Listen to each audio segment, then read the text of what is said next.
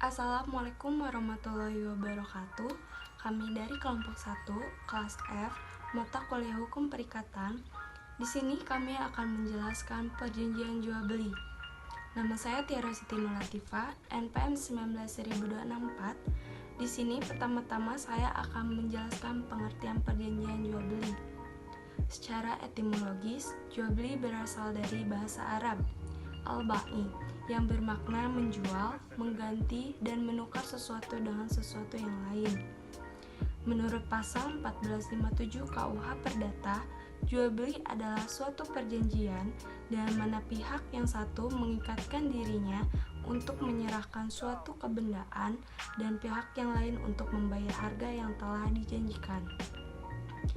Dasar hukum perjanjian jual beli diatur pada buku 3 tentang perikatan bab 5 pasal 1457 sampai dengan pasal 1540 KUH Perdata. Juga diatur dalam Undang-Undang Perlindungan Konsumen. Perkenalkan, nama saya Risyanisa Fitriani, NPM 19254 kelas F. Tujuan jual beli.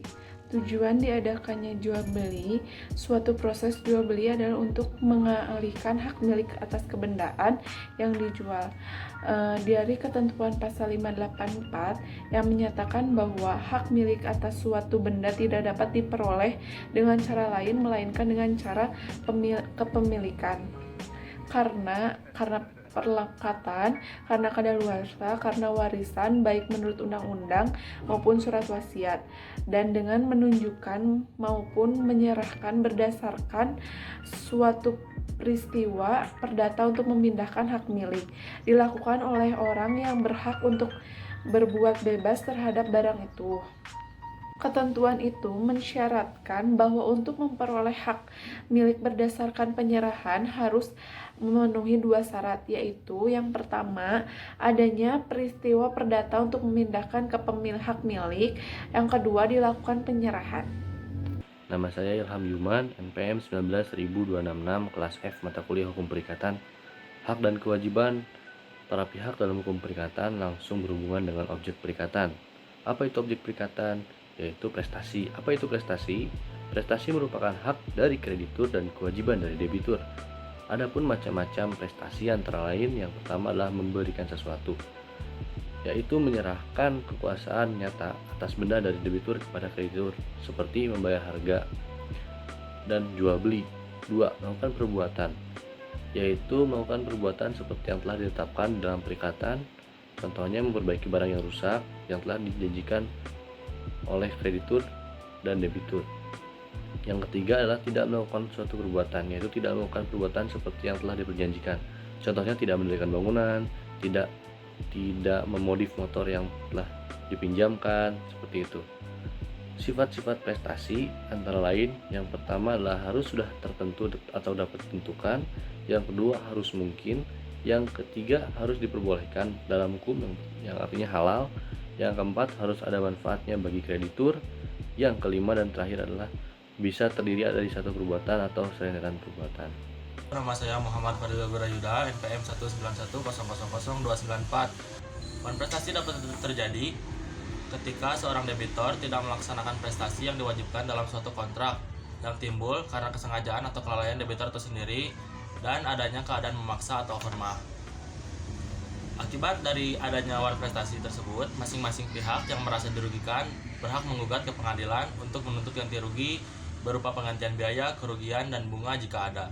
Bila seseorang menyatakan prestasi, maka ada beberapa akibat hukum yang muncul. Yang pertama, debitur diharuskan membayar ganti rugi. Dasar hukumnya pasal 1243 Kitab Undang-Undang Hukum Perdata, yang dalam isinya yaitu pergantian biaya kerugian dan bunga karena tidak dipenuhi suatu perikatan mulai diwajibkan. Bila debitur walaupun telah dinyatakan lalai, tetap lalai untuk memenuhi perikatan itu, atau jika sesuatu yang harus diberikan atau dilakukannya hanya dapat diberikan atau dilakukannya dalam waktu yang melampaui waktu yang telah ditentukan. Yang kedua, kreditur dapat meminta pembatalan perjanjian melalui pengadilan. Dasar hukumnya terdapat dalam pasal 1266 dalam Kitab Undang-Undang Hukum Perdata, yang isinya syarat batal dianggap selalu dicantumkan dalam persetujuan yang timbal balik.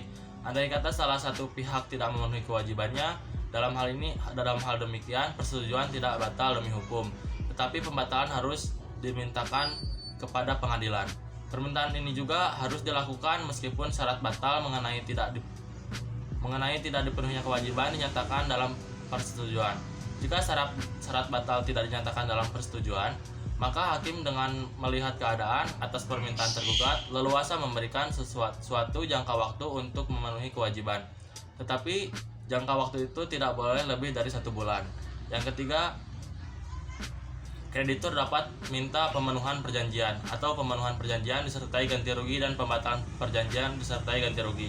Dasar hukumnya terdapat dalam pasal 1267 dalam KUH Perdata yang berbunyi pihak yang terhadapnya perikatan tidak dipenuhi dapat memilih memaksa pihak yang lain untuk memenuhi persetujuan jika hal itu masih dapat dilakukan, atau menuntut pembatalan persetujuan dengan pergantian biaya, kerugian, dan bunga. Assalamualaikum warahmatullahi wabarakatuh. Saya Muhammad Radi Fauzan, NPM 19.1272. Secara yuridis, dapat kita lihat bahwa jual beli merupakan perjanjian konsensual melalui rumusan pasal 1458 Kitab Undang-Undang Hukum Perdata yang menyatakan jual beli itu dianggap telah terjadi antara kedua belah pihak seketika setelahnya orang-orang ini mencapai sepakat tentang kebendaan tersebut dan harganya, meskipun kebendaan itu belum diserahkan maupun harganya belum dibayar. Transaksi jual beli tidak hanya diselenggarakan di pasar tradisional saja, melainkan juga pada pasar swalayan. Akan kita jumpai suatu keadaan bahwa seorang pembeli yang diberikan harga penawaran tidak mengajukan keberatan atas penawaran terlebih lanjut maupun melakukan penerimaan atas penawaran yang diajukan, melainkan secara langsung mengambil barang yang hendak dibeli. Dalam hal ini, orang boleh mengatakan bahwa pembeli tersebut dapat menyetujui penawaran yang diberikan oleh penjual barang tersebut. Dalam hal ini, kesepakatan dianggap telah terjadi pada saat pembeli mengambil barang tersebut dan membayar harganya kepada penjual. Secara sederhana, dapat dikatakan bahwa yang termasuk dalam peristiwa perdata tersebut adalah perbuatan hukum berupa perjanjian yang dibuat oleh dua pihak dengan tujuan untuk mengalihkan hak milik atas kebendaan tertentu. Dalam konteks yang sederhana, perjanjian yang berhubungan dengan tujuan pengalihan hak milik dapat kita temui dalam ketentuan yang pertama, jual beli yang diatur dalam bab 5 buku 3 Kitab Undang-Undang Hukum Perdata. Yang kedua, tukar menukar yang diatur dalam bab 6 buku 3 Kitab Undang-Undang Hukum Perdata. Yang ketiga, hibah yang diatur dalam bab 10 buku 3 Kitab Undang-Undang Hukum Perdata. Pasal 1546 Kitab Undang-Undang Hukum Perdata yang menyatakan bahwa untuk lain-lainnya aturan-aturan tentang persetujuan jual beli berlaku terhadap persetujuan tukar menukar. Maka ketentuan pasal 1546 Kitab Undang-Undang Hukum Perdata berlaku terhadap perjanjian tukar menukar.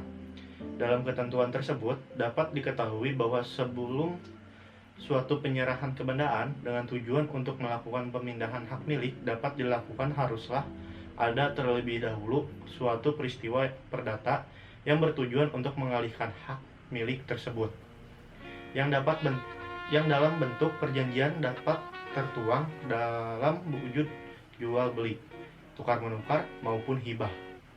Pada penyerahan terhadap suatu barang dari hasil jual beli ada ketentuan bahwa kewajiban penyerahan suatu barang meliputi segala sesuatu yang menjadi perlengkapannya serta dimaksudkan bagi pemakainya yang tetap, beserta surat-surat bukti milik jika ada. Pasal 1428. Dengan demikian, maka penyerahan sebidang tanah meliputi penyerahan sertifikatnya dan penyerahan kendaraan bermotor meliputi BPKB ya, atau surat pemilik kendaraan bermotor. Nama saya Dirva Kusuma, NPM 19.281. Syarat sah jual beli ada dua, yaitu syarat sah material dan syarat sah formil. Syarat sah material yaitu syarat yang menjadi sahnya suatu jual beli. Ada tiga, yaitu pembeli berhak memiliki atas tanah yang bersangkutan. Maksudnya, pembeli sebagai penerima hak harus memenuhi syarat untuk memiliki tanah yang akan dibelinya. Yang kedua, penjual berhak menjual tanah yang bersangkutan. Yang berhak menjual satu bidang tanah tersebut jadi adalah penjual yang sebenarnya. Lalu yang ketiga, tanah hak yang bersangkutan boleh diperjualbelikan dan tidak sedang dalam sengketa. Mengenai tanah-tanah hak apa saja yang boleh diperjualbelikan telah ditentukan dalam Undang-Undang Pokok Agraria, yaitu hak milik, hak guna usaha, hak guna bangunan, dan hak pakai. Jika salah satu syarat materi ini tidak dipenuhi, dalam arti penjual bukan merupakan orang yang berhak atas tanah tersebut, pembeli tidak memenuhi syarat untuk menjual tanah tersebut. Artinya, tanah tersebut dijualnya tidak sah. Yang kedua ada syarat formil, yaitu setelah semua persyaratan material dipenuhi, maka pejabat pemutakhir tanah atau PPAT akan membuat akta jual belinya. Menurut ketentuan pasal 37 Peraturan Pemerintah Nomor 24 Tahun 1997 tentang pendaftaran tanah, akta jual beli harus dibuat oleh PPAT. Setelah akta dibuat, selambat-lambatnya 7 hari kerja sejak akta tersebut ditandatangani, PPAT menyerahkan akta tersebut kepada kantor pendaftaran tanah untuk pendaftaran pemindahan haknya. Hal ini dilakukan agar ada kepastian hukum bagi pemilik tanah. Assalamualaikum warahmatullahi wabarakatuh. Perkenalkan, nama saya Wahab Muhammad Fauzi, NPM 1910028. Contoh kasusnya yaitu si A melakukan pembelian rumah, harga disepakati di awal 540 juta, kemudian membayar DP 5 juta. Dan beberapa waktu penjual minta lagi tambahan dengan alasan ibunya sakit dan butuh uang. Jadi totalnya sudah dikasih DP 40 juta.